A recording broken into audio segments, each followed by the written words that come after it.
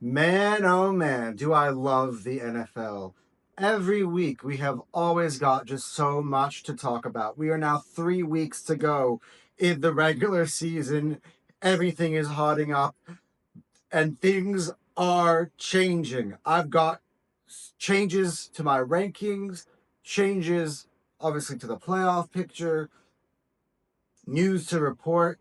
We've got a bunch of things to cover here today. Lots of hot topics, and I'm so excited to share them with you on the NFL show right here on Hot Sport.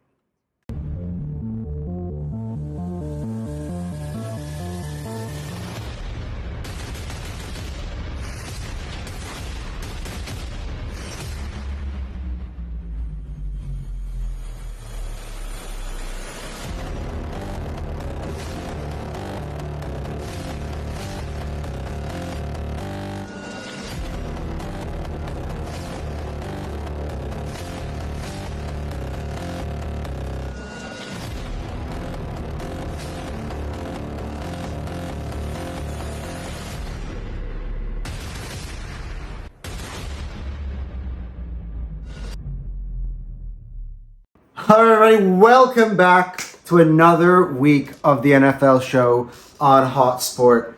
Yes, do not mind the reflection of me in the TV, okay? I've noticed it already, so for those of y'all who want to talk about it in the comment section below, look, my TV is right next to my tree. What else can I do? But anyway, if you guys obviously are staying tuned with us, I've been so very humble to be able to have this show every single week and for you guys to be able to tune in and for you guys to be anticipating what I have to say next. What are the rankings, that we have in the show? Guys, we have 3 weeks to go where we're going to have the show with rankings at the end of it. Then we're going to get into the tasty playoff stuff.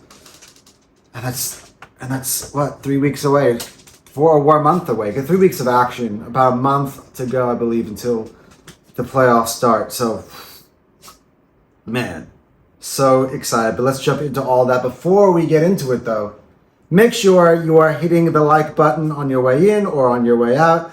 Make sure you're subscribing, guys. We're inching ever closer to my first target of 500 subs. So we are at now, I believe at this time of recording, 452. So 48 people away from my first target of 500. And then, of course, after that, we will attack 1K viciously.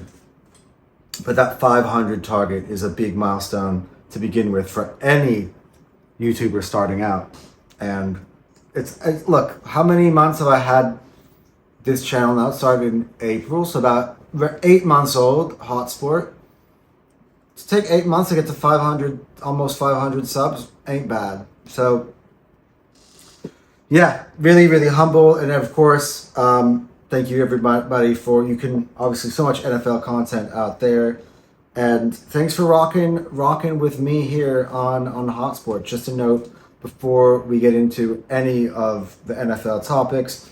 And of course, I just want to start out before talking about any NFL things. I'm wearing my Milwaukee Bucks shirt today because the Bucks won the NBA Cup, Emirates NBA Cup. Sounds like the Emirates FA Cup, so I think I'm going to go with it being the FA Cup of the NBA, although it's more like the timing of the season is more like the Carabao Cup. But maybe a lot of you guys who are totally NFL fans watching this video have no idea what I'm talking about when it comes to talking about FA Cup and Carabao Cup. But yeah, look, the Bucks won. My Bucks won. Obviously not to do with football, but man, I was pumped. Me and my girlfriend, we went to the pub to go watch that.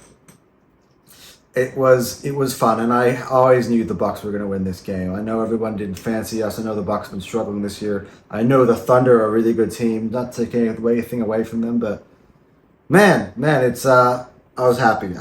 Look, whenever I get to see my team, any of my teams win a trophy, and I've been lucky. We were talking just on the same show, man. The Dodgers won. The Bucks now won the NBA Cup. Maybe we continue. Maybe will the Eagles win the Super Bowl? Maybe we can talk about that here on an NFL show. And of course, that would be the main topic of the show. talking about a Super Bowl wrap-up, which would obviously be our season finale of the NFL show before we head into the off-season.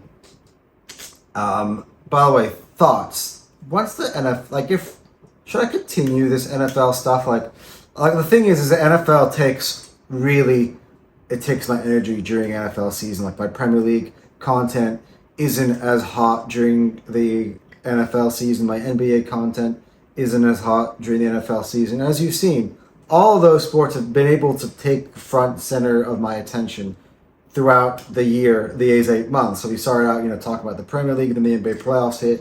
We were talking a lot about the NBA playoffs. The Premier League sort of then hit center stage again, sort of as we got to that title race conversation, into that title. And then, we took a break in the summer. Premier League came back.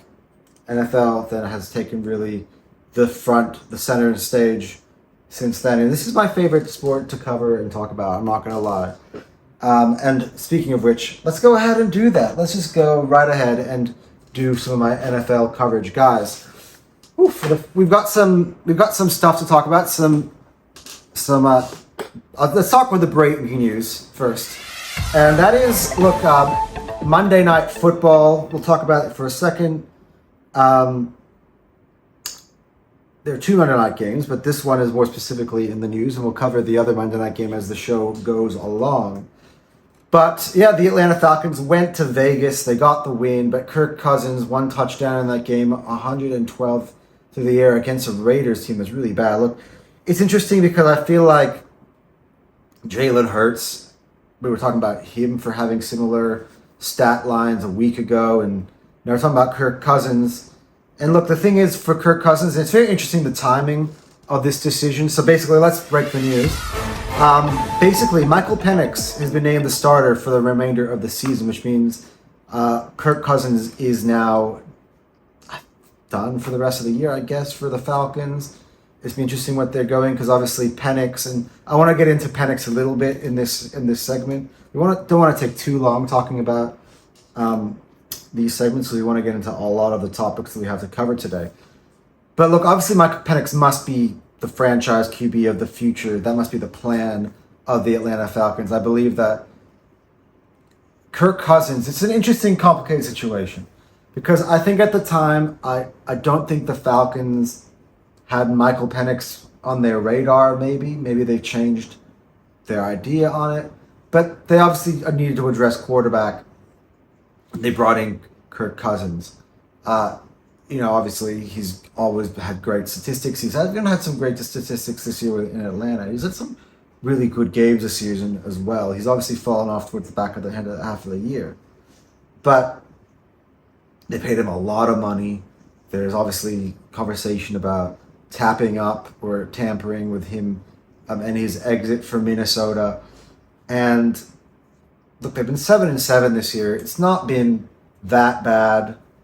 They're knocking on. They were in the pole position for the NFC South for quite a while. Now they're not.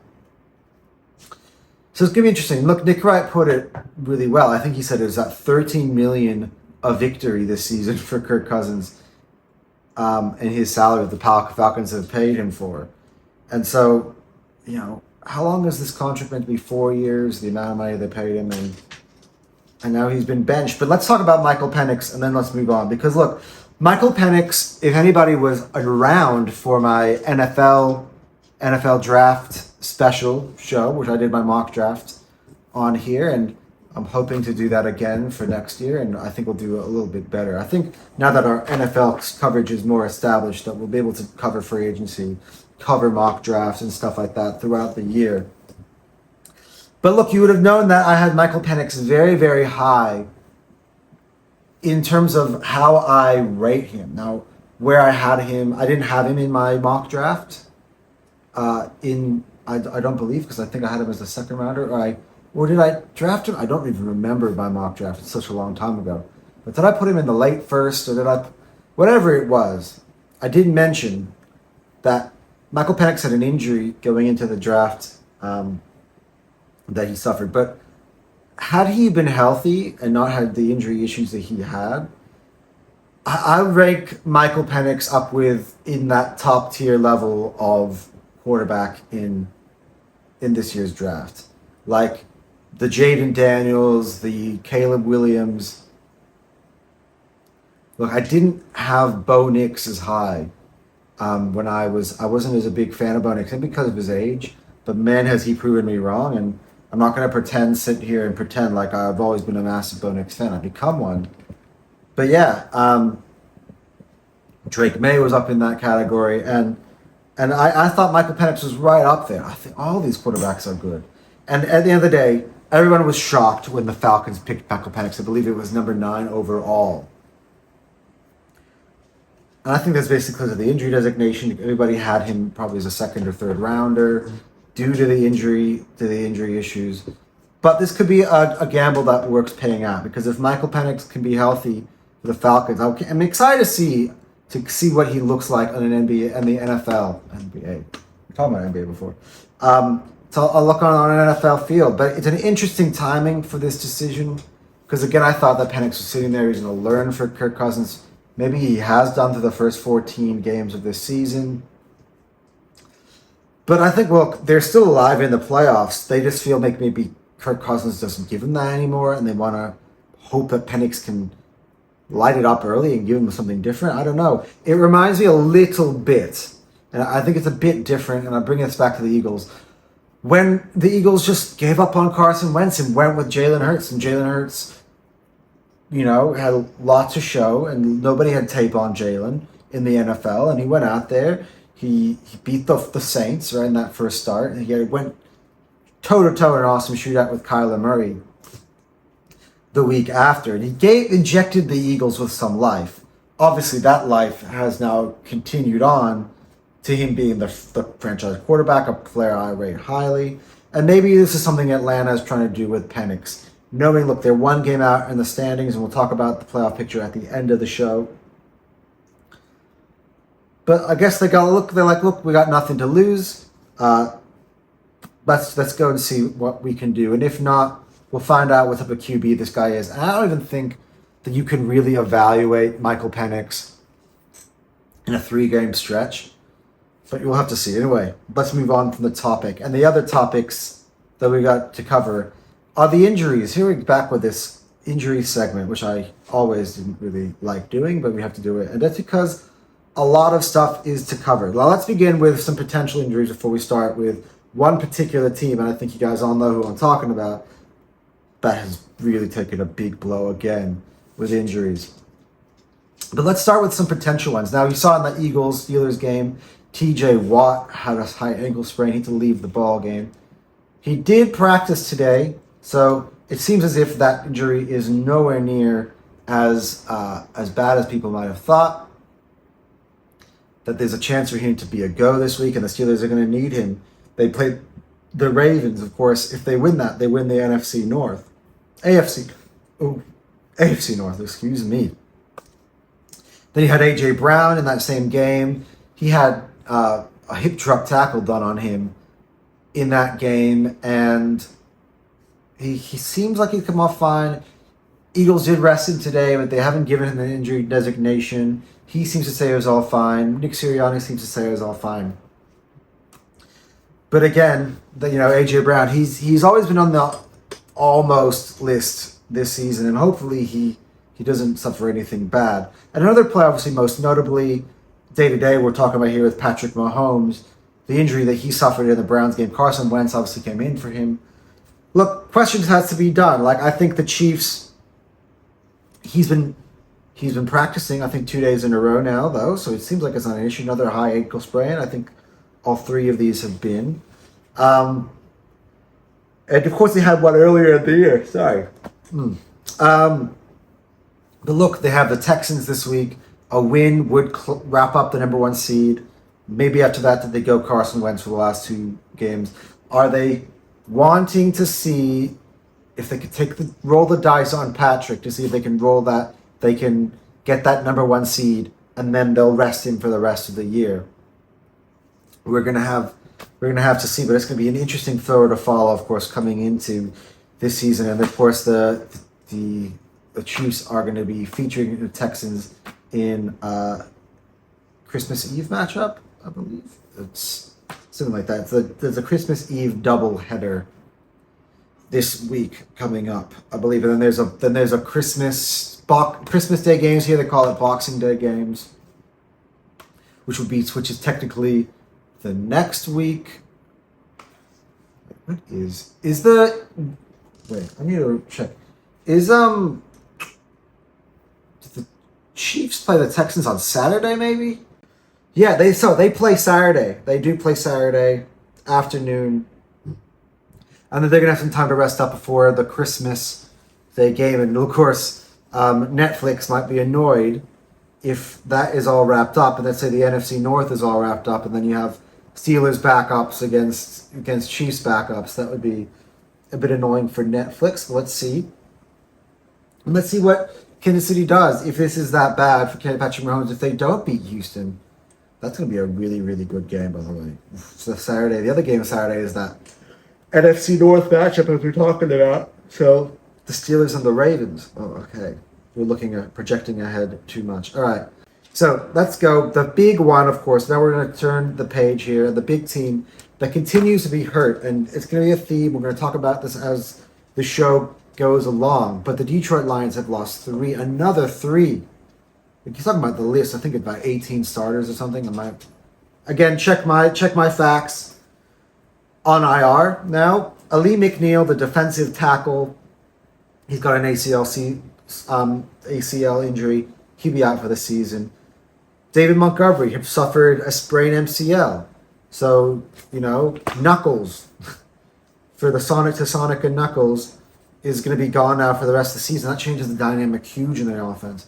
Of course, Jahmyr Gibbs is a great player. Now he's going to get the bulk of the load coming up. But, man, David Montgomery has been a key player in that offense. That's big. And, of course, the number one corner, Carlton Davis, who's been big for them this year, he's got a broken jaw. I think that he's also done for the season. But again, broken jaw, I think it's a bit more recoverable for him to make a return at some later point. But definitely the regular season, Carlton Davis will be gone. And that adds to that huge piling list for the Detroit Lions. And, yeah, so we'll talk about that more. Obviously, they did lose to the Buffalo Bills, as I predicted. And, yeah, it's a massive shakeup. That's why it's not just results that have changed the landscape of the league this week. It's stuff like that. And that'll be reflected as well in my power rankings when we get there. All right, well, let's talk about Anton's picks then, shall we? And this week was a good week. This week was a great week, actually. It was tied for the second best week of my picks this year. It was 12-4, and we had a bit of a rough start to the week, but then it got really good. So, look, Thursday night, I did pick the Niners to beat the Rams. I thought the Rams, after an emotional, and I think technically you did see it in the game. It was an emotional big win against the Bills at home. A shootout all the way to the end. And I watched the Niners the week before absolutely demolish the Bears. They looked refreshed, like they were back at it. And I just took a 1 week's form and I took my eye off the ball. But 49ers were at home too. I took the Niners. Again, the game was close. I think at one point the Niners led. But the Rams pull it out, and they are now in first place in the NFC West. Damn it, what's it all? Why when the camera comes on do I start yawning, guys? Oh my goodness. So the other one that I got wrong, and again, maybe this was just an overcompensation. This is me talking, by the way, in retrospect. Like, when I make these picks, I make them with confidence. But again, I saw the Cowboys drop the ball against the Bengals week before. The Panthers have been a tough out against everybody. They almost beat my Eagles, and I looked at the two forms. Panthers at home again, and I'm like, I got Carolina over Dallas. But the Cowboys keep their very slim playoff hopes alive by beating the Panthers pretty convincingly now, actually. That was a big win. Huge performance by Cooper Rush and the Dallas Cowboys. Now, the other pick that I went, and again, Texans have been on and off, been struggling, and the Miami Dolphins have been surging. They were desperate for the win. This time they were on the road. I picked Miami, but Houston showed me something, and again, this will be reflected later on. We talk about this more in the show. Houston beat Miami. Again, these are all in the early window. These two are on the early window. So yeah, I had two losses in the window, one on Thursday night, so it wasn't a great start. But then the rest of them were wins, except for this one, and this was a shocker. I had the Chargers beating the Buccaneers. You know, I've been bullish on the Chargers. Look, the Buccaneers have been good, but they have to travel across country to the Chargers, who barely lost to Kansas City. And you know, I've been big on the Chargers, especially at SoFi. But the Buccaneers, man, what a statement. I'm gonna tell you right now, though, the Buccaneers are still not in my top 10 power rankings. I can't put it 8 and 16 in my top 10 power rankings. Like that's something that we'll obviously we'll get to power rankings later, but it's something that differs me between a lot of people. A lot of people just like to look at a little bit of momentum, look at some statements, and forget about the whole season. Look at that, and they put 8 and 6 teams all like, oh my god, yeah, look at how good are the Rams, how good are the Buccaneers. Neither of them are in my top 10 list at the moment, but the Buccaneers, man, a team you don't want to face in the playoffs. I got to tell you, that was a shock. What they did was definitely a statement, and the statement isn't like, oh, we're the favorites or anything like that. But the statement is like, all right, we had a few injuries here, we dropped off the map, but let's not forget how good we were at the beginning of the year. Let's not forget what we're able to do, what we're capable of doing. And even if you think you have the home field advantage, we can come in there and smack you in the mouth. So it's a statement to a lot of the top seeds, I think, in the NFC more than anything, who now might want to be trying to avoid the Buccaneers. And maybe you're happy that the Buccaneers are now in first place in the NFC South, because it means that they don't have to play them in that first round. But they might have to play them again in the conference semis. So we'll see. Or conference semis, NBA stuff, divisional round. So yeah, we'll see. But yeah, overall, let's just finish my Anton's pick segment.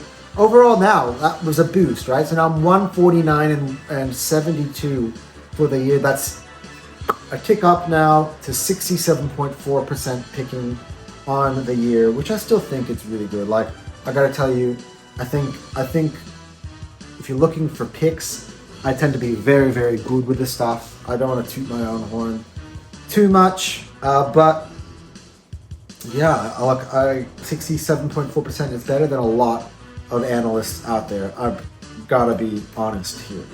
Anyway, before we get into the lists and stuff like that, let's recap some games around the league is this segment. And I'm just going to talk about a few games that are got playoff implications that don't really involve the top 10 list. The Commanders held on to beat the Saints 20-19. So the Commanders, we'll recap this again later on, but they hold on to that 7th seed. A win for the Commanders, by the way, against my Eagles this week would clinch them a playoff berth, and which would shut out the wild card race. Would it clinch them a playoff berth? I keep being told it would clinch them a playoff berth by people. Seattle's only one game behind Washington, so it would be what? If they went and Seattle lost, it would be a 2-game difference, still with 2 games to go, maybe the tiebreaker. I think maybe you need a Seattle loss in there as well for the Commanders to clinch. But look, I gotta say, they had a big lead. I think the Saints had 2 different quarterbacks that they were going with. Spencer Rattler, I believe, was the second of which came in and took them and brought them back. And look, this is one of my biggest NFL pet peeves, I gotta tell you, is when a team makes a drive to tie the game on a touchdown. I hate, not to tie the game, but you're 7 points down. You score a touchdown in your final drive with seconds to go. I get the temptation that if you go for 2 and you get it, like, you win the game and the other team has got nothing they can do. But as well, if you don't get it, that's it. Game is over. So you've just gone through this entire long drive, dramatic drive to get into the end zone, and then you fall flat in your face anyway, and it means nothing. I hate when people go for two like that. For me, I always am kicking the extra point, taking my chances with overtime because I've earned myself that extra football by that big drive. Most of the time, I see teams lose going for two, and I'm like, what are you doing? I think I've seen it happen with I remember the Raiders famously. Was it last year, the year before that, when they went to Kansas City? They did that. I believe that was 2 years ago. Derek Carr was the quarterback, wasn't he? That's actually very funny parallels, even though that Carr was injured, but he is the Saints quarterback. I don't like it. I've seen Detroit do it, failed. I believe that the Baltimore Ravens would have done it had the Isaiah Likely catch come down against the Chiefs this year. That's really speculative, but everybody always brings that up. I hate it. I don't like when teams go for two. Just kick the extra point. Take us to overtime, man. Win the toss and you get another. You're at home. All the momentum's on your side. That's the thing. The Saints would have won this game, I believe, if it went to overtime. The Commanders had been stopped many times. The Saints had the momentum. They had a big comeback going. They're at home. I guarantee you Saints would have won that ball game. But instead, they took the gamble and they lost. And it's a big one. It denied the Eagles the NFC East title. They're going to have to battle that out with the Commanders themselves and what I'm calling the NFC East title game this week.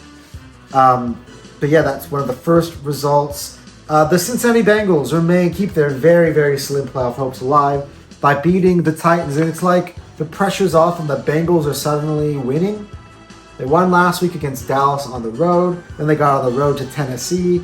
They win big again. Another huge performance by Joe Burrow and the Bengals. The performance with the Bengals defense shows you how bad they are. But it was against the Titans. And the Bengals are still alive. We'll talk about more in the playoff picture part of it, but the fact is they keep their playoff hopes alive by beating the Titans in that game. And finally, the Arizona Cardinals, after coming back to earth big time the last few weeks, they went home. Again, I picked this one, obviously, and they beat the Patriots. But these three I got right, by the way. They beat the Patriots 30-17. And that means that, again, their playoff hopes alive. We'll talk about it again it's more playoff hopes alive in terms of, because they lost to Washington, in terms of the NFC West, where they are one game behind the Rams and the Seahawks with 3 games left. So it would have been a stretch, like they would have been in 49ers position had they not beat the Patriots, but They have their best performance in a while now for Arizona, and they get the job done 30-17. Now, let's start talking about the list. Let's start giving the people what they want, guys. And you'll see the shakeups that I had to this list now. For the first time in a long time, we have more than one team on the off the list lists. Obviously, over the last month or 2 months, we've had either one team only off the list or no teams off the list. We had, alternative segments with easily could be top 10. But we've got, again, keep that in mind because, the teams that have come on, we're all in that easily top 10 group of teams. But off the list this week, let's start first one. And this has been a mainstay on the list for about a month and a half or so. And I've called them famously easily the 9th best team in the NFL. I have to retract that now. And that's the Los Angeles Chargers. And we just spoke about the Buccaneers game. And I think my view, it's just interesting because my view on the Buccaneers kind of didn't change because I've always kind of seen the Buccaneers as a threat. And I know what they're capable of, especially if they're healthy. They're never going to get Godwin back, but Mike Evans coming back and then having come off a bye, I saw that coming. I didn't think they beat the Chargers. The Chargers, for me, I felt have been really, really solid and really, really well coached by Harbaugh. And I didn't really see them getting hit in the mouth quite the way they did at home against Tampa. The way they did, and again, with how tight it is at the bottom of that top 10 or just outside, a loss like that is crushing, and the Chargers, for the first time in a while now, failed to make it onto the top 10 list. Another team that's off the list. And a team that I just put on last week, and that's the Seattle Seahawks. And their 1 week cameo on the list last week. And look, I picked the Packers to win, but the Green Bay Packers sort of came in, showed you, went to their stadium. The Seahawks came in all confident in their green jerseys. And the Packers came in there and they kind of showed you the difference in level, I believe, between those two teams. And as well, Geno Smith left the game injured. I don't know what his status is moving forward. We should have talked about that in the injury portion of the segment as well, so I missed that one out. And Sam Howell, big name that you guys would remember, came in, former Washington Commanders quarterback, came in relief. I think they scored with Sam Howell at QB. But yeah, look, they're off the list now, and that's because I'm really excited about the teams that I put on it as well. But yeah, look, the Chargers and the Seahawks still kind of in that bubble. We'll talk about playoff picture and stuff momentarily. But yeah, that is the off the list. But guys, let's talk about that top 10 list by power rankings for the week. And I'm so excited. Look, there's so many. A lot of this list has stayed stagnant over, consistent. And I didn't expect such a big movement as we heading down the stretch here. But maybe that's it. Maybe we just, teams are hitting fire now. Their teams are falling out at the wrong time. Some teams are picking up at the right times. And that's kind of what this final stretch is about. It is what the final stretch is about. Look, I'm all about consistency. And for me, I believe that the teams that are meant to be there are consistent and they show you. And a lot of them have been, and then all of a sudden, stuff happens and they're no longer. But let's get into our top 10 list now, everyone. And let's do this. Let's get on the NFL music, guys. Right? Yes, thank you. Yeah, thanks. All right. Shall we get into this top 10 list? At number 10, it's been a month for this team off of the list, but they're finally back on it. It's the Houston Texans. And look, yes, they've got all of the talent that you would want. I was big on the Houston Texans earlier on in the season. They hit a bit of a slump recently. They become kind of inconsistent. So then they have a really big performance here and there. Like you have the game when they almost shocked the Lions. So funny, at one point in the season, we were talking about the Lions and the Texans in the same bracket. Remember when I was like, Dayton Hutchinson got injured, and I thought, oh yeah, the Texans, I rely on them. I think I'm a bit trustworthy of them more at this point. That was one of my worst takes of the season, I gotta say. See, I could be very self-critical of myself. But look, the performance against the Dolphins, let's zero back in, impressed me. I picked against the Texans. I think the Dolphins have a team that's been, of course he had that disappointment in Green Bay, which was predictable to everyone. But then last week they came home, had some home cooking. I'm like, this team is pushing. They absolutely needed this. They absolutely needed this win. You will see how that reflects the opportunity they had, obviously, with the Chargers losing. For them to crawl one game within the Dolphins, But the Texans were denied them. They did deny them at the end of the day. And I think that was very, very evident early on. The Texans were like, no, Miami, not so fast. We got our own business we got to take care of. We want to start getting our best football heading into the playoffs. And the Texans are back in my top 10 list. They got all of the pieces to be a top 10 team. Now, the one team at 9-5 that did not make the list were the Commanders. Mainly because I don't think they were even deserving of victory. I think they escaped. And so the Houston Texans and the team I'm about to name as well, just a little bit better. One of them a lot better, I believe. But yeah, the Texans back on the list. Let's see how they continue. They have Kansas City this week. It's going to be an interesting matchup here because it could provide a real shakeup as I was talking about with Patrick Mahomes' injury, are they, going to risk him? Are they looking to rest him? How bad is it? We have a lot of questions to answer.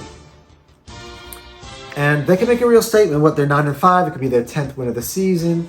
It would keep Kansas City from clinching. It would give opportunities for Buffalo, essentially, if they can pick up a win to be, alive for that last seed. Because look, this would make it really interesting if Houston wins. I think it could be good for the NFL if Houston wins. But look, if Houston wins, right, then the Chiefs, let's say the Buffalo wins as well, then the Chiefs would be one game up on Buffalo. Then, obviously, Buffalo has the tiebreaker. Then Kansas City plays Pittsburgh the week after. And what's Patrick Mahomes have to going through another football game against Houston if he has to go up again against its tough Steelers defense, and then let's say the Steelers win that? It could either be done. Obviously, the AFC home field advantage, and the Chiefs will be rested, and I imagine the Chiefs probably will end the season probably 14-3 if they win. I'm just going to guess that. Or, it can be really interesting. It really could, and the Chiefs could be 14-3 anyway. Actually, it's not a bad. I just literally, I'm like, will the Chiefs be 14-3? It's not a bad bet. In my mind. But anyway, the Houston Texans, they got a big week, as I said. They are number 10 now on the list. At number 9, back on the list after 1 week off, that's the Denver Broncos. And of course, after 1 week break from Bo Nix, the Broncos in that second half make a statement. The Colts were chasing the playoffs. They desperately needed that game, and the Colts started off early, but Bo Nix and the Broncos, again, broke it open in the second half. And they're like, that's right, baby, you missed us for a week, but we're going to continue to make you guys look silly. Make Anton look silly, how I've had the Broncos, 2 or 3 wins this year? There are 9 wins now, 1 win away from being double-digit wins for the year. And, yeah, the Broncos, I believe they play on tomorrow. They play tomorrow against the Chargers. That is a huge, huge game. Oh, huge on my power rankings. Damn, that's going to be a hard one to pick. The Chargers at home in SoFi. The Broncos playing so well. If the Chargers win, of course, they would skip the Broncos in the standings because they would own the tiebreaker. The Broncos win. That makes it keeps everyone alive. Keeps Cincinnati alive, keeps Miami alive, keeps Indianapolis alive, as long as those team wins, and it would make things intriguing. I am so excited for that game tomorrow. Oh my God, that is delicious. But yeah, the Denver Broncos are at number 9. Again, see what I'm talking about? These are my favorite time of the year, when the NFL season starts to hit the end and you see all the playoff scenarios and they hit the right matchups. Oh, it's very good. Anyway, Bo Nix and the Broncos, man. Sean Payton is doing a hell of a job. And this is their highest positioning on my list. They're at number 9. They've been on my list before 2 weeks in a row as the number 10 team. They are now number 9 on the list. At number 8, again, just staying as they've been. The quarterback's number, it's number 8, Lamar Jackson, and the Baltimore Ravens. Look, they absolutely obliterated the Giants. As I said in my picks last week, nothing much to see here. It's going to be, there's nothing to talk about. It's going to be easily a Ravens win, and it's against a Giants team that absolutely sucks. They're easily the worst team in the NFL, and you can tell that they're just completely non-competitive. The Baltimore Ravens needed that, and we're going to see, again, another tasty matchup. This one's Saturday night. As mentioned before, the Steelers, this is huge, right? 1 game difference. The Steelers won the first matchup. The Ravens can tie the Steelers on the standings. I believe the Steelers would still be number 1 regardless. But then the Steelers have Kansas City the week after. I'm so excited. I feel like I'm going to pick certain picks this week just because it makes it interesting. But I don't know, it's not me. If it doesn't work, in my head. A lot of these are toss-ups. Like, they can go either way. But look, yeah, the Ravens, I can't say much. I didn't even really watch their game against the Giants. Just because I kind of... It's the most foregone conclusion thing ever, but... Huge win. The Ravens stay number 8 on the power rankings. Now let's make it interesting. At number 7, dropping one spot from last week, is the Pittsburgh Steelers. And everyone knows how much I have gushed over this Pittsburgh Steelers defense. And I got to see it in action against my team this weekend. And I gotta say, even though we beat them, I was thoroughly impressed by that defense. TJ Watt's something else, man. He really is, and I hope he's okay. I don't want to see him missing the rest of the year or the postseason. He seems to be fine. But, man, look, they stopped Saquon Barkley. There's so many positives you can take away. Maybe so many, is it interesting? These are the positives. They defended Saquon Barkley so well. Michael Tomlin's defense is so hard to run on. You felt their presence, but you see as well the inefficiencies. I've knocked them down one spot because they lost so convincingly to Philly. This was a really big game. And the Eagles, I thought, from the start, told you they were going to win this ball game. And the Eagles defense completely made Russell Wilson like a non-factor in this game. The offense touched the ball twice completely in the second half. You can tell they're missing George Pickens. You can see they're like a home run team or nothing. Najee Harris really struggled. The fumble by Najee Harris really ended the game in the third quarter, in my opinion. The running game's been struggling, and it's all about Russell and the big throws, and it's something that you found out about this Pittsburgh team against Philly this weekend. Look, they've dropped. The other team that I've put up just keeps winning, and the Steelers now number 7 on the list. And look, again, theme of the week, a tasty matchup, as we said, against the Ravens. Here we go. And they have the Chiefs afterwards. I'm so excited to watch some football. I feel like I'm saying that after every single one of these teams I talk about on the list. But that's the Pittsburgh Steelers at number 7. At number 6, the Green Bay Packers. The Packers and Jordan Love again. This is a scary team that I don't want to see in the playoffs. I was like talking about it. Vikings, dome team. Lions, dome team. Buccaneers, hot weather team. Rams, hot weather team. West Coast, like the who else am I talking about on this list? Okay, yeah, Commanders. Okay, but it's the Green Bay Packers. That's the team I don't want to see in the playoffs. They're a cold weather team. I love the way they've been running the football with Josh Jacobs over the last few weeks. I thought they easily should have beaten. They should have beaten the Lions. I think overall, the Lions had a lot of gambles. As I said, and last week should have squeezed almost everything out of that orange to get that win. And the Packers again went on the road to Seattle. That's not an easy place to go and win. Might have to do it again in the play. Maybe not anymore.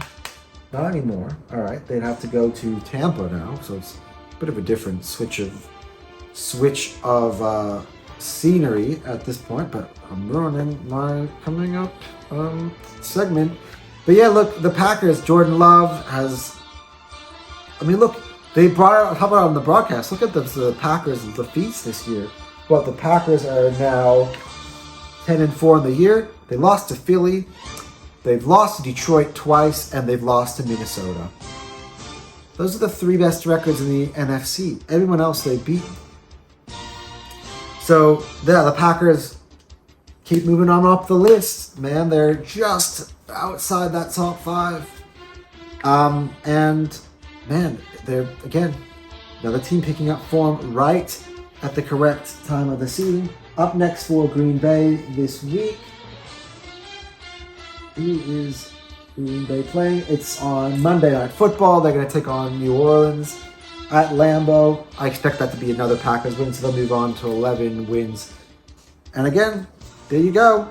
Look, and there's some tough teams. Minnesota has to go up against a desperate Seattle team who needs to win to keep for their playoff positioning. And the Lions are thoroughly injured. They play the Bears, although I think the Lions will win. Regardless, I think the Lions will win. But, yeah, look, again, it's an opportunity here. The Packers with a win. So, again, I'm not sure if I'm excited for this game, to be honest, just because of the New Orleans Saints part of it. I think it's like a dome team going to Green Bay. I think it's almost a guaranteed Packer win. But we'll see. That's the top 6. Now let's get into our top 5 power rankings. Anton, Hotsport, power rankings, let us go. And in this top 5, I've increased now that Super Bowl bubble. I think there's 5 teams in the Super Bowl bubble. At number 5, the Buffalo Bills and Josh Allen. A huge win against the Lions. I said it would happen, as I said it would. Josh Allen and the Bills, look, they came out from the beginning. They sent a statement to the Lions. They've changed the Lions season. Look, I gotta say, here's my, I would call it, my justification for them staying at number 5. Man, that defense is looking bad, man. At the start of the year, defense was the identity. Now it's the identity has become very much on their offense, like how much they're able to score. Like it's another week of 40+ points for the Bills. But yeah, lost a shootout to the Rams. They hold on in a shootout to the Lions. And so that's my concern here with Buffalo. But Josh Allen has wrapped up MVP. It's another 400+ yard game in total for Josh Allen. And I'm happy for him, man. He's never had one. He's one of those players out there without MVP who definitely deserves to have one. And again, as I said, it could be interesting. The season could kind of end up being in limbo after this week, depending on what happens with Kansas City, or they could still push for that 1 seed. We'll see what happens. But look, that was a game that changed it's a big game, guys. That it changed the effect of the NFL. Like Detroit in that game lost 3 key players. They've lost the game. That 11-game win streak came to an end for the Lions, right? They finally got their second defeat on the year, and the Bills went and did it. We're talking about teams like, I feel like I didn't talk about this matchup enough with the build up to next week, but we're talking about that Super Bowl bubble where we finally got to see 2 of those Super Bowl bubble teams, well, for the second time, and the Bills did it. The Bills are now on their Super Bowl bubble games, right? And they don't get to play Minnesota or Philly, right? But they beat Kansas City, they beat Detroit. Those are the teams that have been number 1 and number 2 for much of the last couple months or so on my power rankings every single week. And Buffalo has beaten both of them. So look, again, 1 through 5 now. If you're 1, if you're 5, it's all very close. And the next team has really put themselves in this list that wasn't there a couple weeks ago. And that's the Minnesota Vikings. The Vikings are number 4 on the list. And yeah, I think something was a bit off in their win. Look, they put up 30 and beat the Bears at home. But something for me was a little bit off to start the game. But that defense is so good, and Brian Flores, and man, team is 12-2, man. Team is 12-2. The Lions, Eagles, Vikings. So it's disrespectful to the Vikings if we keep talking about Lions and Eagles. Vikings are very much in that conversation now. They are in the championship bubble. Who would have thought that? I mean, I had this team missing the playoffs and having a bad season in my predictions. Totally wrong. Like the Vikings and the Broncos and the Bills. Well, the Bills, I had them 8-9, didn't I? Those are the ones I got completely wrong. 2 of them are which now are like contenders now. Look, Minnesota, if they win out, they will be the number 1 seed in the NFC. We'll talk about all that stuff going on. But look, Justin Jefferson, ode to Randy Moss, and our prayers and thoughts of Randy Moss, who now come out by his diagnosis of cancer, and that's also one of the greatest players I've ever seen play, one of the greatest wide receivers ever. But you heard Justin Jefferson yell on camera. I think it was either "I love you, Randy," or "That's for you, Randy." it was a bit of an emotional moment there for Minnesota. I love the white unis as well. But look, coming down the stretch here, look, Minnesota, tough games now. They got to go down to Seattle, where the Packers have just won. So maybe the Seattle will show you who they are with Sam Howell, but the Seahawks really need that game. The Vikings afterwards. Let's take a look, pull up the Minnesota Vikings schedule. What is week 17? Because I know week 18 is at Detroit.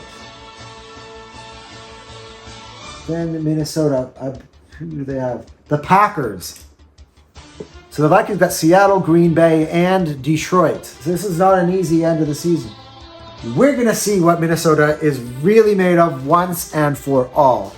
We are going to stop with sleeping on the Vikings. It's not just me. I see Rich Eisen like every week, like 7 or 8, like, Minnesota, even though they've lost 2 games all season. Everyone keeps doing it. Dan Cilio does it on his list that I see. Colin does it on his lists. Everyone does it. They all underestimate Minnesota. But look, if we're heading into the season and it's going to be hard, man. It's going to be hard. Tough. I mean, you got Seattle tied for number 1 in the NFC West, so they need to win to keep pace with the Rams. Of course, the Seattle plays the Rams on the last day of the season as well. So these are 2 teams in very similar situations. Again, a very exciting game, exciting game coming up. But Minnesota, top 4, 12-2, man. They're not messing around. I gotta tell you. And yeah, they're at number 4. But now it's time for the top 3. They are not in the top 3. And at number 3, the Detroit Lions. And look, I gotta put them there now. Now, the record has fallen. They're now into that category. Philly, Detroit, Minnesota. And the assignment for me was to kind of rank the 3 teams that are 12-2 that all have a shout to be the number 1 seed, all for different reasons. The Lions is because they're there now. They're there now. They're number 1 seed now. The Eagles have the easiest schedule, and the Vikings, if they win all their games, they control their own destiny. They be the number 1 seed. So they all have reasons. They all have reasons, but the Lions have fallen down. They lost. Well, the other team had a statement win, and you're going to see, obviously I think you know who the other team is. But injuries, the injury list is piling up. Like, look, I'm not ready again, and the Lions keep doing this. Regardless of the injuries, they keep winning. And I'm not counting them out. I don't want to put them aside or... Let's just see, because Jared Goff is still there. Those wide receivers, they still got Jahmyr Gibbs, who's really...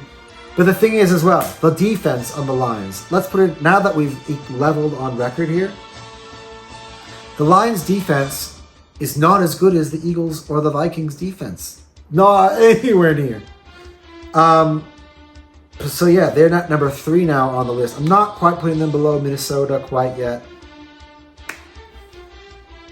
But we're going to have to wait and see. They've fallen 1 spot down the list now at number 3. Of course, after losing to Buffalo. Back number 2 now.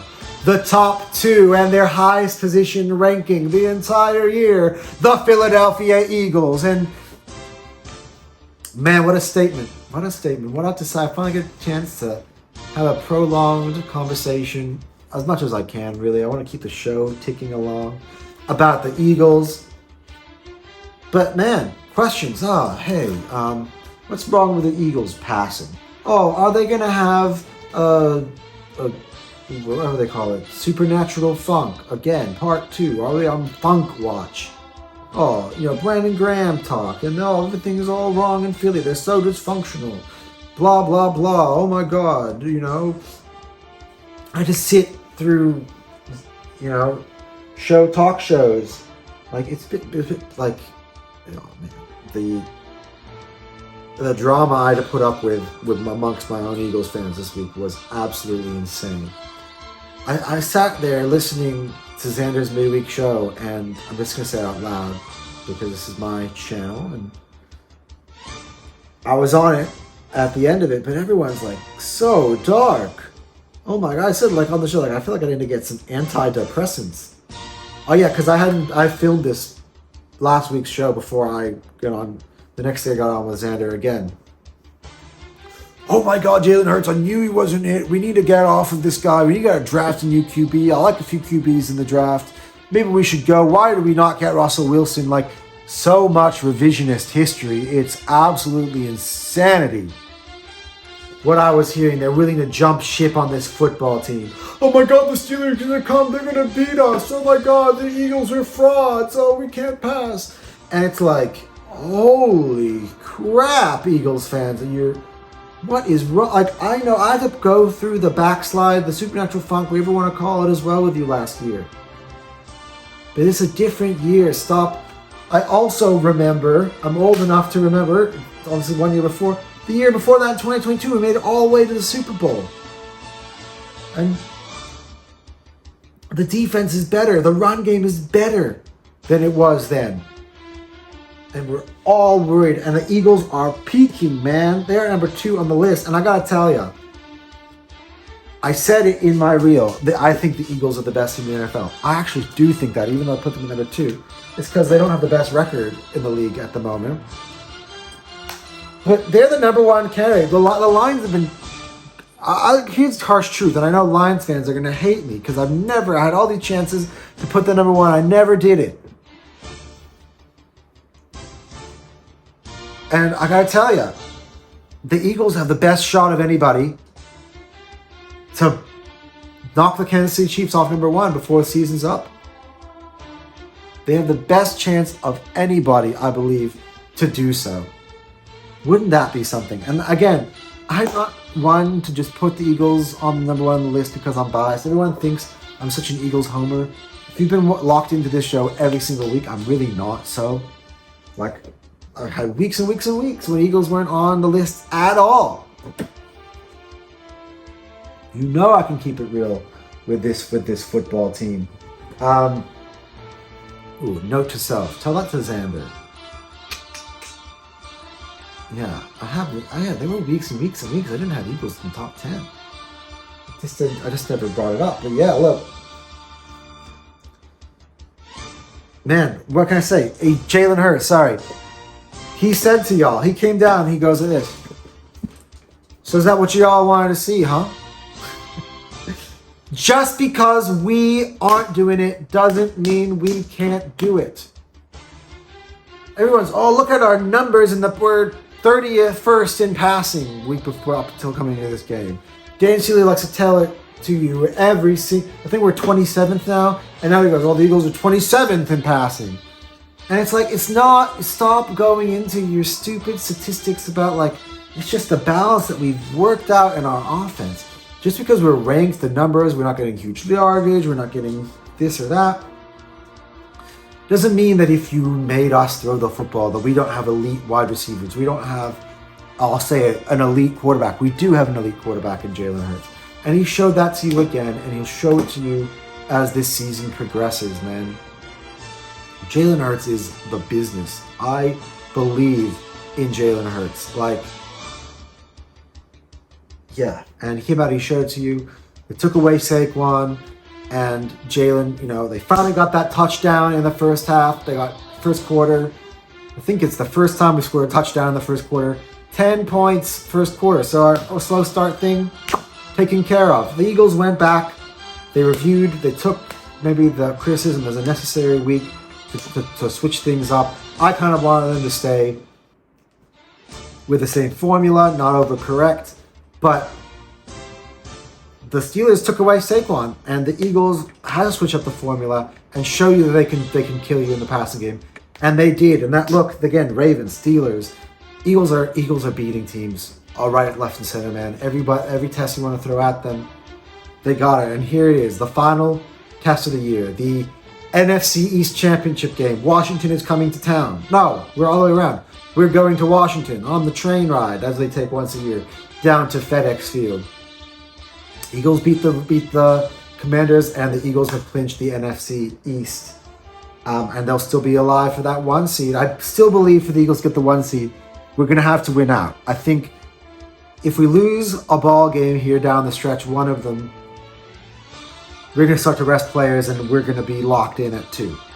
Look, regardless of what it is, the Eagles need one win this season to lock up the NFC East. I love to do it against Washington just because we've beaten our main competitors of the division to take the title. It's a game I'm looking forward to. And after that, you got a Dallas Cowboys team who, that's not going to be easy. I think, look, they're going to come to Philly. Well, Christmas weekend, Eagles will be in the Kelly Green, but Cowboys will also be in the playoff race or not at that time. We'll see. I kind of hope they still are. I think it's an easier task for the Eagles if the Cowboys are still have the hintest, smallest playoff hope. Because I feel like if they're out, it's going to be similar to the way the Carolina Panthers went at us, like, and the Cowboys hate us, and all they're going to care about is spoilers. If they have something riding on the game, it gives them nerves, it gives them reason to punt, for instance, rather than go for it all the time and be super aggressive. So there's that, and then of course the Giants game, which if we win the first 2, we're definitely getting that. The Giants will want the number 1 pick, the Eagles will want the number 1 seed. It's the perfect marriage. So that's why I think the Eagles are going to lock in the number 2 seed after all. But the defense, number 1 defense, I gotta say before I move on to the final team on this list. They just keep shutting everyone down. And they went up ahead against the Steelers, another great defense. Both of them were great on the day, by the way. I think the Steelers were great in certain respects, like how they all shut down Saquon, but they couldn't stop Jalen and AJ and Devontae through the air. Like 19 receptions for Devontae and AJ combined. Both go over 100. But the Eagles' defense, man, the knocked the Steelers off their game completely. The Steelers had 2 possessions in the second half. And by the way, to close out that last drive, 10 minutes to go, and the Eagles completely ran the clock out on the Steelers. Does that not scare you if you're any other team? That the Eagles are capable of doing that? That, like, you can give the ball away with 10 minutes to go in a 1-possession game and never see it again?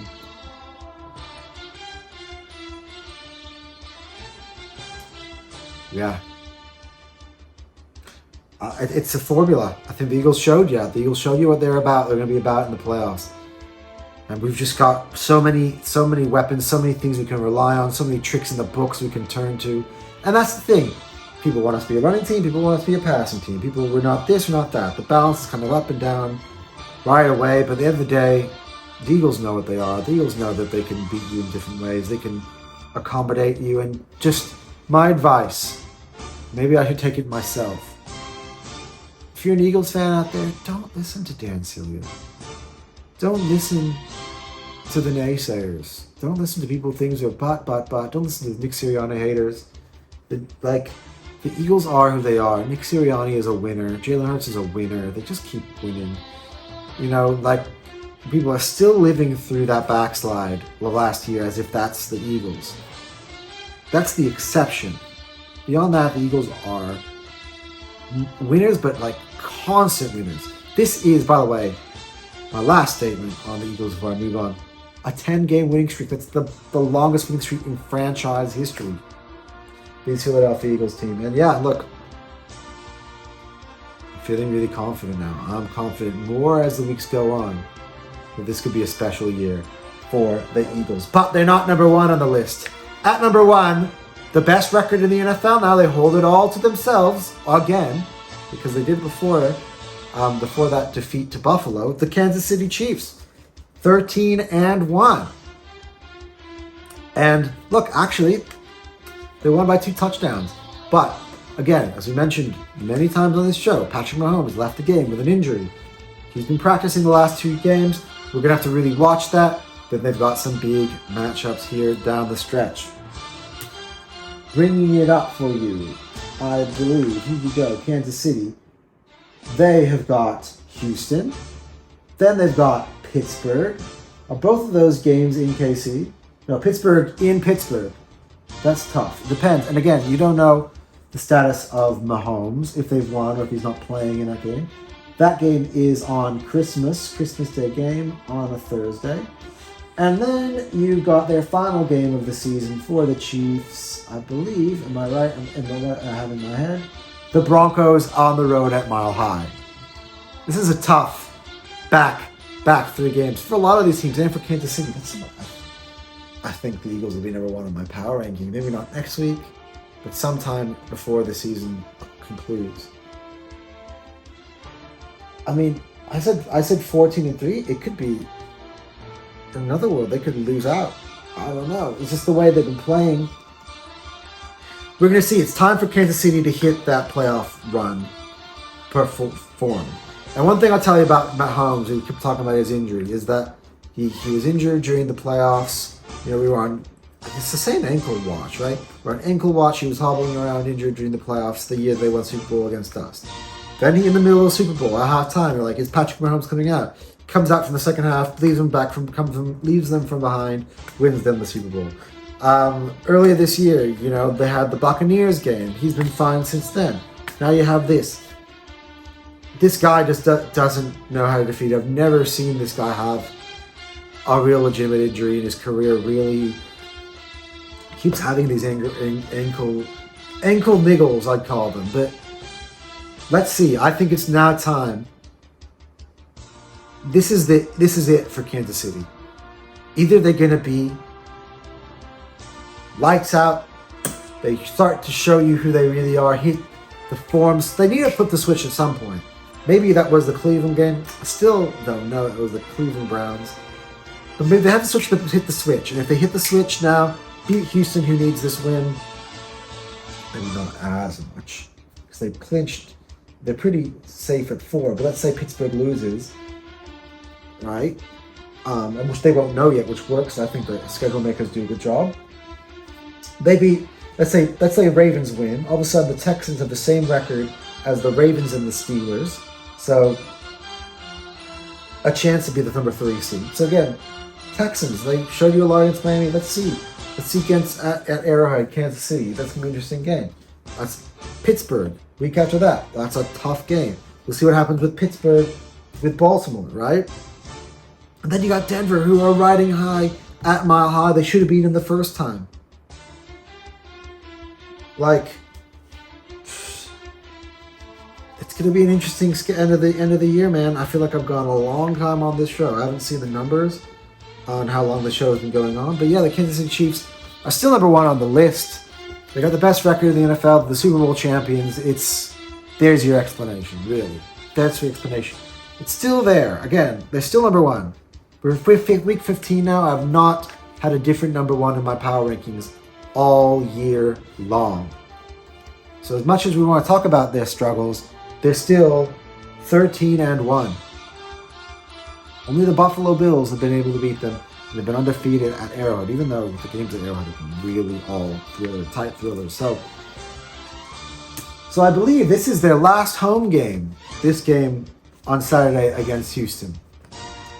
So let's see how they plan to attack Patrick Mahomes. It could just be, again, they win this one, then they rest Patrick because they got nothing to play for, and then they lose the last 2 games because they're gonna say it's Pittsburgh and Denver. That's not easy, you know. So we're gonna have to see. But there's so much to talk about. That's why this runs for so long, because it's just talking about all the scenarios, and that's before we've hit the playoff picture, which we will do momentarily. Before then, guys, shall we recap this list? At number 1, the Kansas City Chiefs. At number 2, the Philadelphia Eagles. At number 3, the Detroit Lions. At number 4, the Minnesota Vikings. At number 5, the Buffalo Bills. At number 6, the Green Bay Packers. At number 7, the Pittsburgh Steelers. At number 8, the Baltimore Ravens. At number 9, the Denver Broncos. At number 10 on your program, the Houston Texans. And that has been your top 10 list. Now, shall we get into the playoff picture before we wrap up this show? Now, let's head to our AFC playoff picture. Can I get the graphic on the screen? Thank you. So, I feel like I've broken this down as the show goes along, but let's, quickly give you a clarification here. The Kansas City Chiefs are 13-1. Best record in, not the AFC, but in the NFC as well. They're all NFL. They are 2 games ahead of Buffalo, sitting at 1. Kansas City with a win over Houston would go to 14-1. That would clinch the number 1 seed in the playoffs. Is it really? I feel like this whole time talking about them clinching. Buffalo is 11-3. Right? Kansas City is 13-1. Buffalo beat Kansas City. I think they need a Buffalo loss. I don't think they just do it with a win. Right, because 2 games.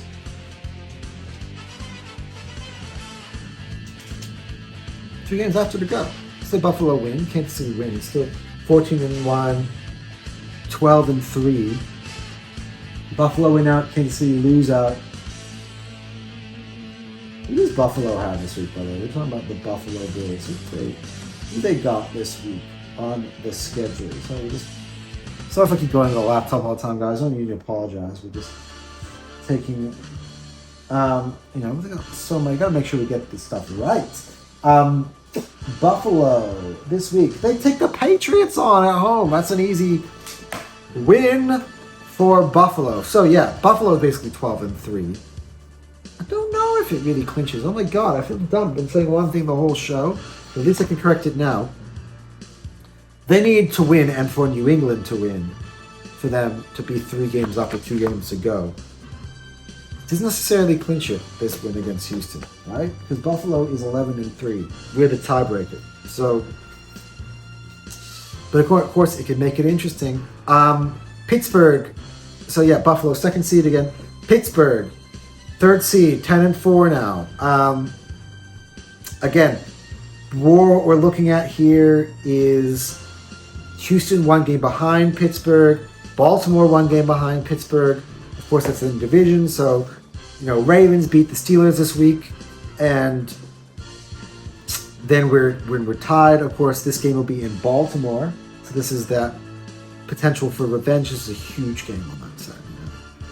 Let's see if the Ravens are ready to go. And let's say TJ Watt is ready to go. But yeah, so that again, so much can flip flop there. 3, 4, 5 can flip flop again. Let's say they fall out of that number one spot in the division. Denver is behind them at 9-5. Denver this week,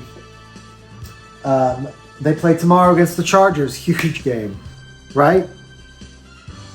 So there you go. There you got the Ravens, Broncos, and the Chargers are days at 8-6. Now let's get to this bottom part of the AFC bracket. So Colts, Dolphins, and Bengals are all 6-8. They're all alive. The Bengals are out tomorrow if the Chargers beat the Broncos. That's it. They're done because the Chargers won head-to-head.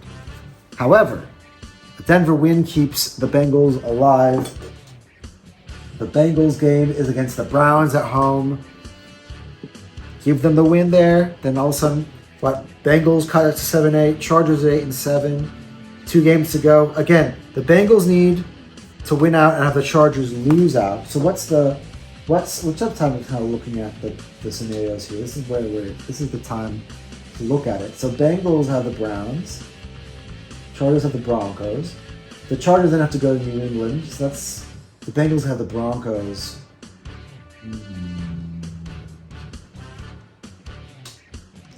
I'd be very shocked if the Bengals went the playoffs. Let's be honest. I think they lost the truth.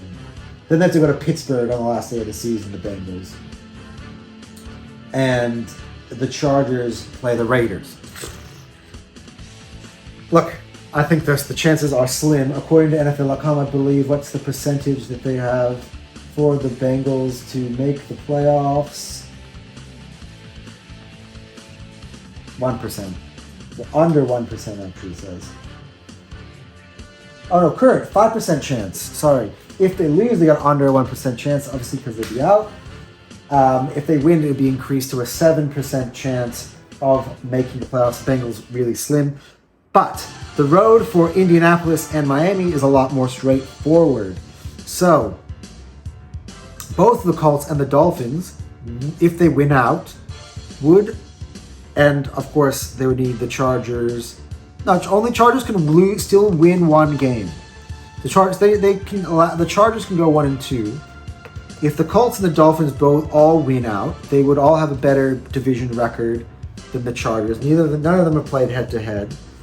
But the Colts, and then we'll talk about, then you have to go between the Colts and the Dolphins after that for who has a tiebreaker between those two teams.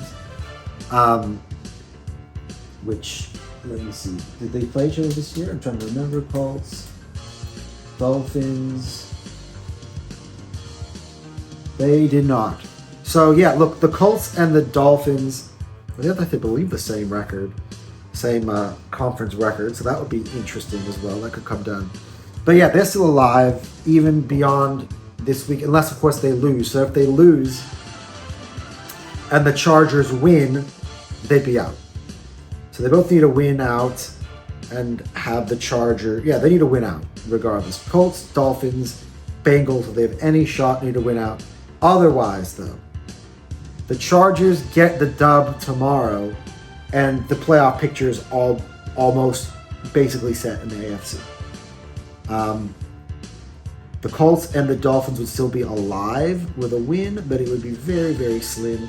They would then need the Chargers to lose their next two games after that.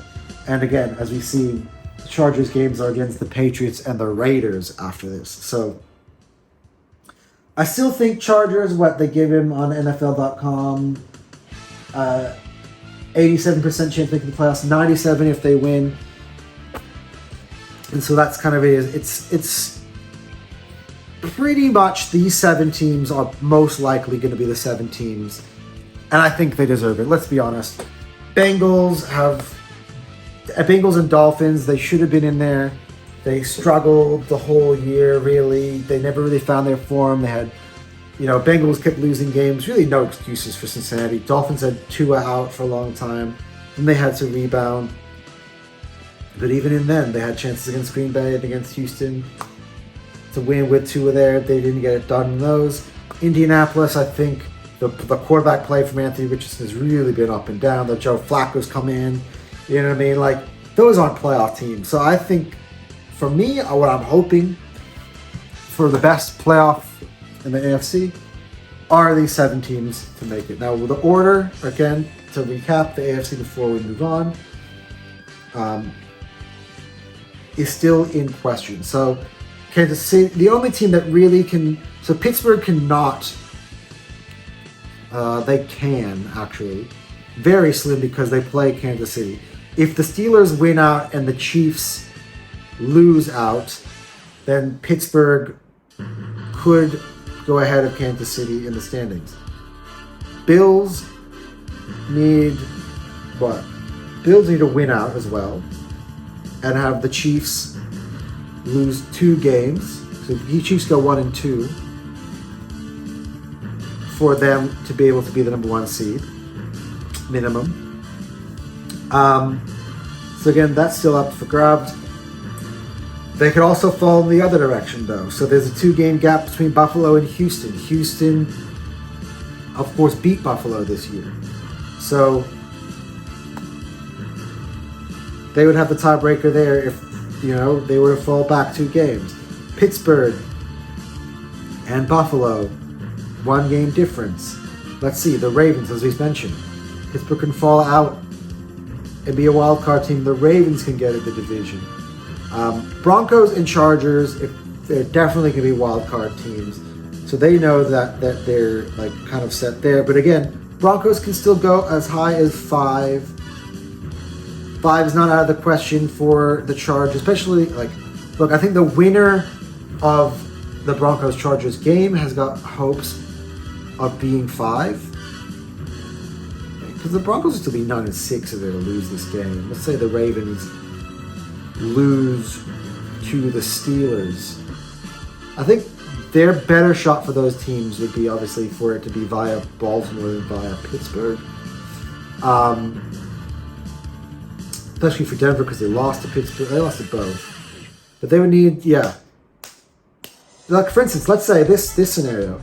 Let's say Denver wins and the Steelers win, but Broncos would be the 5th seed.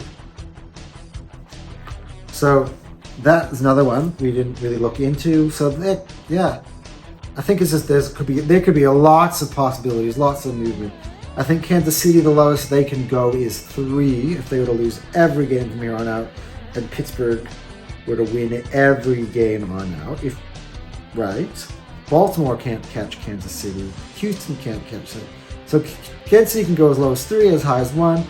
Bills can go as high as 1, as low as 4. Steelers can go as high as 1, as low as 7. Worst case scenario. Texans are locked in so their lowest 4, which is they are now. The highest that Houston could be is 2nd. So, yeah, that's the AFC playoff picture. Sorry if I've just confused the crap out of you, but I just, I want to do this right. More and more as we get through, I'm going to be more in depth when it comes to these playoff picture sort of segments. Let's switch it up to the NFC. Another very interesting scenario, as we've mentioned throughout the show as well. The Detroit Lions have now lost. So now let's talk about, you can see the graphic up on the screen. The Detroit Lions are still number 1. The Philadelphia Eagles are at number 2, but now have pulled equal on record with Detroit. Buccaneers and Rams are 3 and 4. They cannot move higher than number 3, either of those teams. But both of those teams can fall out of the playoffs altogether because of the chasing pack. So Seattle has the same record as the Rams. The Rams, by the way, there's a difference. Last week we had Seattle in the playoff picture. Now the Rams are here at number 4 in the playoff picture. So the Rams on the outside looking in. Now they're the 4 seed on this edition of this segment.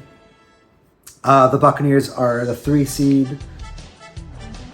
I believe, did they move up? I believe last week, did I not have Seattle as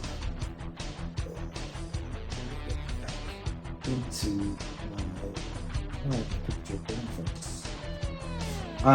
Yeah, Seattle was a 3 seed last week, so now the Buccaneers have moved up into 3rd. The Rams are in 4th.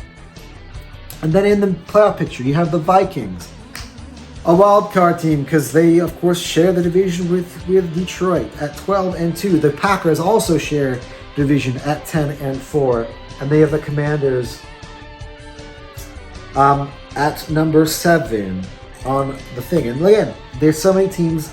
Let's take a look on the teams on the outside. Seattle 8 and 6. They've got a big game against Minnesota. I think this is it for them. This is the biggest game for them of the season. Look, let's not count out Sam Howell like he trashed, by the way. Sam Howell played some good football. He lit up our defense. Look, the Vikings are not the 2023 Eagles defense. But let's see. They need that. They need that. They're at home. Let's see. Atlanta, Michael Penix project. Interesting. They're 1 game off of the Buccaneers. Now, let's take a look. Is there a potential for Buccaneers to slip? Because I think they need the Buccaneers to lose 2 games now, I think. We're going to go back into the schedules here. So Tampa this week. Who does Tampa got? Let's take a look. Week 16 ahead. See, I haven't really got into my picks yet, which is why I haven't looked this quick. Tampa's got the Cowboys on the road. I think they're going to win that, to be honest. Who does Atlanta have? Penix's first start is against the Giants. Okay. Interesting. That should be a win. Okay. Here we go. Week 17. Atlanta have got the Commanders on the road. That could be tough. We'll see what implications that might have, depending on what happens with the Eagles this week, with the Commanders. And the Buccaneers play Carolina at home. Of course, they needed overtime to beat them last time. The Panthers aren't easy, but especially within division, but I think I'd probably say that favors Tampa Bay. So I got Tampa Bay winning 1. That's the problem. I think Buccaneers look good for the division. They got the Saints at home. And the Falcons will have Carolina at home. But look, the Falcons could go 2-1. I probably guess maybe 3-0. Depends on Penix's Penix against Jaden Daniels. That'll be fun. I didn't really think about that. That's next week. Christmas week. And then you got Arizona, right? Arizona. They are still in the playoff picture. As I said earlier in it, they are one game behind the Rams and Seattle. The Cardinals obviously do not have a tiebreaker over Seattle, but they beat the Rams. Do they still have them to play? So the Rams play Seattle on the last week. Arizona play the Rams. So there you go. That's in play. They can cut that down and make sure they get a win this week, and they play the Rams next week. They've already got a win there. They could own the tiebreaker by beating LA. So then there you go. The Cardinals would be 9-7. So there you go. The Cardinals, the Rams then have, so you have the Cardinals and the Seahawks, who is the Rams have this week.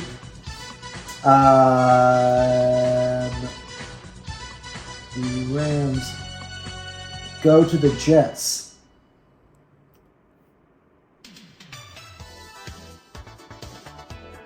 So they have the Jets this week.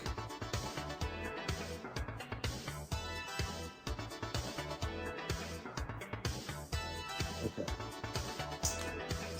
So they have the Jets, then they have the Cardinals and the Seahawks, which is very interesting for the Rams. So if they get it done this week against Aaron Rodgers and co, they could feel comfortable, I'd say, the Rams. I mean, again, after that, you got Seattle, you got Arizona, who are challenging them for that division. Seattle again have Minnesota this week. We know they have the Rams in the last week. Next week they got the Bears. Again, so this is a huge win. Huge win for Seattle. I reckon if they get done against the Vikings somehow, and then they have Chicago next week. So if they win both two games, then their position, they beat the Rams, they win. Seattle wins out, they have the division. Ladies and gentlemen, if Seattle wins out, they have the division. So that Air Live, they're at 8-6. They're in control of their own destiny, even though they're not in the playoffs at the moment. The Rams also in control of their own destiny. And again, the Cardinals, I think, also need to win out. If the Cardinals win out, that's where they have a problem. They need Seattle to lose to Minnesota this week. If the Cardinals win and Seattle loses, then they would have it in their own destiny, because they would play the Rams after that. And then I believe they play San Francisco. And if they win both those games, and let's say, they wouldn't be in control of their own destiny, then they would need Seattle to beat the Rams. No, they would have the tiebreaker of the Rams. They would need the Rams to beat the Seahawks on the last week. Yes. So it's not completely all in their own destiny at all. Anyway, the 49ers, the other team, 2 games behind it. A victory this week from the Rams or the Seahawks, and that is bye-bye for the Niners, I believe. Oh, wait. No, the Niners lost both to the Rams. Victory by the Rams, and that's it. Lost by the Rams, Seattle win. 49ers are still alive with a victory because of they beat they have the tie. Do they have a tiebreaker with the Seahawks? See, I don't think the divisional record isn't that good, man. They're holding on. They're 6-8. Cowboys are 6-8. Commanders beat the Eagles. The Cowboys are out. That's it. They lose as well. They're out, so they're on the brink. And New Orleans Saints at 5-9 are still in there for the division only. And that's in a scenario where the Buccaneers lose out and they win out. But I think they would also need Atlanta to, because of course they play each other. They in that span. So yeah, that's all to play for here. But let's break down let's kind of go back in reverse again. Let's break down that number 1 seed path, and then we'll close out the show. So The Detroit Lions, again, they win out. They are the number 1 seed in the NFC. They're holding it now. The Lions to go. They are going to be playing Chicago this week. But after that, the Lions get to play the 49ers and they play the Vikings on the last game of the season. The Niners have been struggling this season. Still tricky because you know what the Niners are capable of doing. And they have to go to San Francisco. And then the last game they have that Vikings game, which is big. So they need to win all 3 for them and they get the number 1 seed. In a scenario where they don't, I don't believe they will get it at all because the Eagles have to beat the Commanders. They have all 3 of their division rivals to go. Eagles win out. They still need both Minnesota and Detroit to lose 1 game. So one of them is going to lose guaranteed. They play each other in the last season. For the Eagles, best case scenario, of course, would be, like, again, Minnesota have tough games. They've got Seattle on the road, and they have to play the Green Bay Packers. That's, they need them to lose one of those games. And then, of course, in that scenario, they would hope that they can beat Detroit on the last day. But again, if let's say Detroit will lose to San Francisco or lose to the Bears, and then things are looking great for them. Like, again, if either of them lose before they play each other, the Eagles are looking great. They would have, if they're in a position where both those teams already dropped and they have to only beat the Giants to get the number 1 seed, I reckon the Eagles got it. So it's interesting. They all have different reasons why they can do it. Again, the Vikings, just to recap, they win out. It's interesting. The Eagles have the least amount of control over the situation. Vikings win out, they have it. Lions win out, they have it. Eagles win out, they still need the Lions and the Vikings to both lose. Both the Vikings and the Lions would still have a tiebreaker over Philly for conference record. So, yeah, that's the scenario there. That's for the number 1 seed. Again, the Buccaneers and the Rams, they're locked in 3 and 4. There's competition for those divisions. Those divisions are still in contention. All divisions are open, by the way, still. Look how close the NFC North is. You got Minnesota, you got Green Bay just behind. Is Green Bay still alive for the division? Yes, if all the rest of them lose out. Because the Packers lost to the Eagles this season. The Packers have lost twice to Detroit this season. And the Packers have lost to Minnesota this season. Or they beat Minnesota. I think they beat Minnesota, right? Anyway.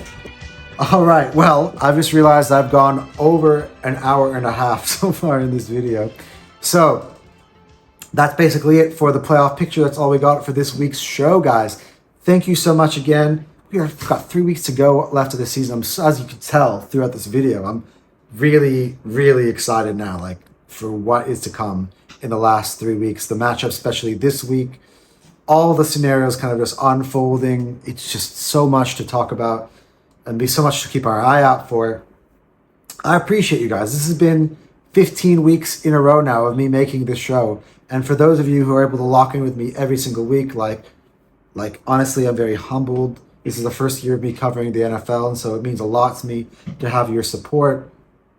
For those of you who've been subscribing, it means a lot, guys. And guys, these shows are only going to get a lot better as the season progresses.